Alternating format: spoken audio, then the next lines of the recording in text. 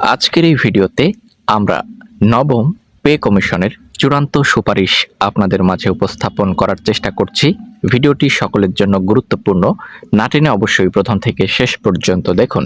তো এখানে কোন গ্রেডের বেতন কত টাকা নির্ধারণ করা হচ্ছে এবং কি কি পরিবর্তন আনা হচ্ছে এবং পে কমিশনের সুপারিশ অনুযায়ী কোন গ্রেডের বেতন কত হচ্ছে, এটি কিন্তু গুরুত্বপূর্ণ একটি বিষয়। অবশ্যই একটি পিডিএফ ফাইল আপনাদের মাঝে সুন্দরভাবে উপস্থাপন করার চেষ্টা করব এবং এখানে পেনশনারদের কি কি সুযোগ সুবিধা বৃদ্ধি পাচ্ছে সকল গুরুত্বপূর্ণ তথ্য আমরা পর্যায়ক্রমে আপনাদেরকে দেখাবো। মোস্ট ওয়েলকাম আপনাদেরকে। যারা যারা চ্যানেলের নতুন দর্শক এখনো সাবস্ক্রাইব করেননি, প্রথমেই চ্যানেলটিকে সাবস্ক্রাইব করুন। তো এখানে আমরা যদি একটু লক্ষ্য করি যে এখানে কোন গ্রেডের বেতন কত টাকা নির্ধারণ করা হচ্ছে, 1 থেকে শুরু করে 20তম গ্রেড পর্যন্ত রয়েছে। তাহলে 1 থেকে শুরু করে 20তম গ্রেড পর্যন্তই কি নির্ধারণ করা হচ্ছে নাকি গ্রেড সংখ্যা কমানো হচ্ছে? তো চলুন কোন গ্রেডের বেতন কত টাকা হচ্ছে সেটি আমরা পর্যায়ক্রমে আপনাদেরকে দেখানোর চেষ্টা করছি।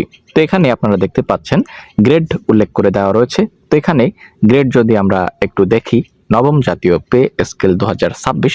তো এখানে চলুন পর্যায়ক্রমে আপনাদেরকে আমরা টোটালি ক্লিয়ার তথ্য জানিয়ে দেওয়ার চেষ্টা করব। তো এখানে আমরা দেখতে পাচ্ছি 1 বা প্রথম গ্রেডের জন্য বেতন এখানে নির্ধারণ করা হয়েছে 1,65,500 থেকে 1,80,500 টাকা পর্যন্ত এবং এখানে গ্রেড 2-এ বেতন 1,42,200 থেকে 1,63,200 টাকা, গ্রেড 3 1,25,100 থেকে 1,55,100 টাকা এবং গ্রেড 4-এ 1,13,300 থেকে 1,43,300 টাকা, গ্রেড 5 98,100 টাকা থেকে 1,28,100 টাকা পর্যন্ত, গ্রেড 6 দেখতে পাচ্ছি আমরা 81,500 থেকে 1,11,500 টাকা পর্যন্ত এবং দেখতে পাচ্ছেন এখানে গ্রেড 7 71,100 থেকে 1 লক্ষ দেখতে পাচ্ছি আমরা এখানে 11,000 টাকা এবং এখানে গ্রেড 8 62,500 থেকে 82,500 টাকা,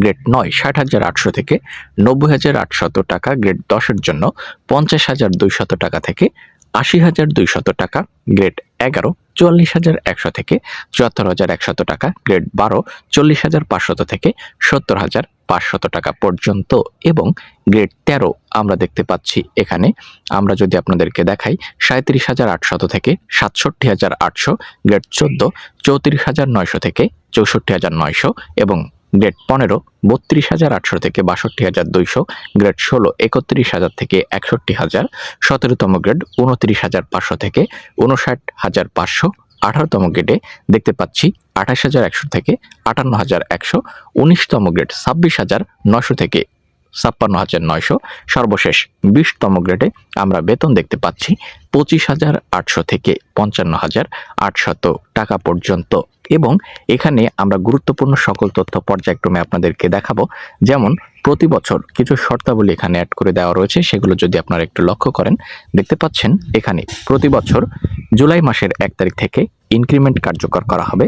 প্রথম ইনক্রিমেন্ট প্রাপ্তির জন্য চাকরিকাল ন্যূনতম 6 মাস হতে হবে। ইনক্রিমেন্ট প্রাপ্তির জটিলতা এড়ানোর জন্য চাকরিতে যোগদানের সময় জুলাই মাসের 1 তারিখ থেকে ডিসেম্বর মাসের 31 তারিখ পর্যন্ত নির্ধারণ করা যেতে পারে। আপনারা এখানে বিস্তারিত দেখতে পাচ্ছেন এবং এখানে উপসচিব তদূর্ধ্ব কর্মকর্তাগণের স্বতন্ত্র বেতন কাঠামো এখানে প্রস্তাব 1 এবং প্রস্তাব 2 রয়েছে।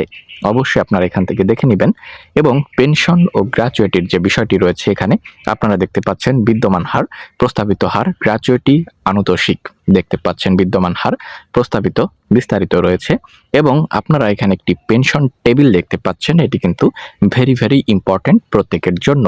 তো এখানে একটি গুরুত্বপূর্ণ তথ্য রয়েছে, উল্লেখ্য যে স্বেচ্ছায় অবসর গমনের চাকরিকাল হবে 15 বছর এবং বাধ্যতামূলক অবসর প্রদানের চাকরিকাল হবে 25 বছর। পেনশন টেবিল দেখতে পাচ্ছেন ক্রমিক এবং পেনশনযোগ্য চাকরিকাল, পেনশনের হার, শেষ বেতনের শতাংশ, মাসিক পেনশনের হার, বাড়ি ভাড়া প্রদান এবং জীবনযাপন ভাতা বিস্তারিত এখানে রয়েছে, আপনারা অবশ্যই দেখে নেবেন।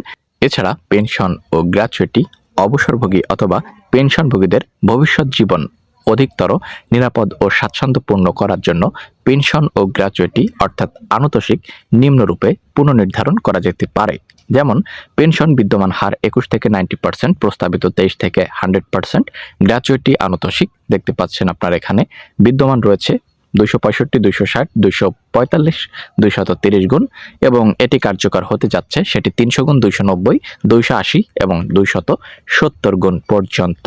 ঠিক আছে, এখানে আপনারা দেখতে পাচ্ছেন বাড়ি ভাড়া ভাতা, বিদ্যমান ভাতা বিস্তারিত পর্যায়ক্রমে উল্লেখ করে দেওয়া রয়েছে। এছাড়াও কিন্তু সকল খুঁটিনাটি তথ্য এখানে সর্বমোট 15 পৃষ্ঠার একটি সুপারিশমালা রয়েছে। আপনারা অবশ্যই পিডিএফ ফাইলটি চাইলে দেখে নিতে বা পড়ে নিতে পারবেন।